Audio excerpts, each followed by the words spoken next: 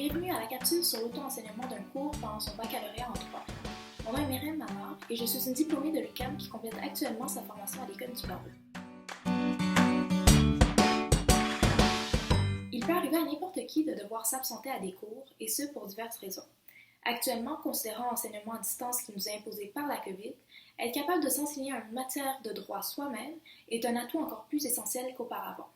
Je vais donc vous donner quelques trucs et astuces qui m'ont servi à travers mon baccalauréat pour y arriver sans trop perdre la tête. Alors mon premier conseil est de bien connaître le matériel qui est mis à votre disposition dans le cadre d'un cours.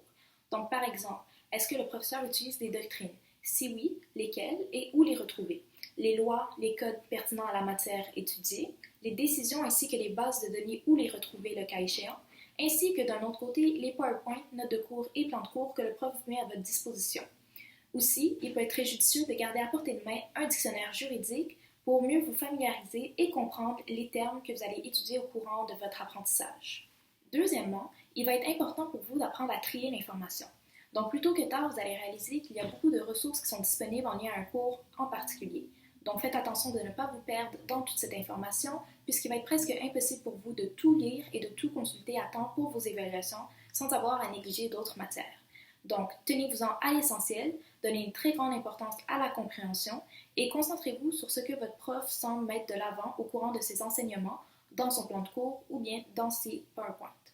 Aussi, si cette documentation n'est pas disponible, n'hésitez surtout pas à lui envoyer un courriel pour demander des clarifications. Troisièmement, il faut toujours en revenir à la source de droit principale lorsqu'on est en doute. Donc, selon la matière, il pourra s'agir d'un code de loi, d'une loi habilitante ou bien de la jurisprudence. Bref, lorsque nous avons une question dont nous ne trouvons pas la réponse, il faut toujours commencer par ces sources de droit-là avant d'aller chercher ailleurs. Quatrièmement, il est important de maintenir un échéancier. Il est facile de penser que nous venons de gagner 3 heures supplémentaires d'études parce que nous n'assistons pas à un cours. Toutefois, des contretemps peuvent survenir à n'importe quel moment.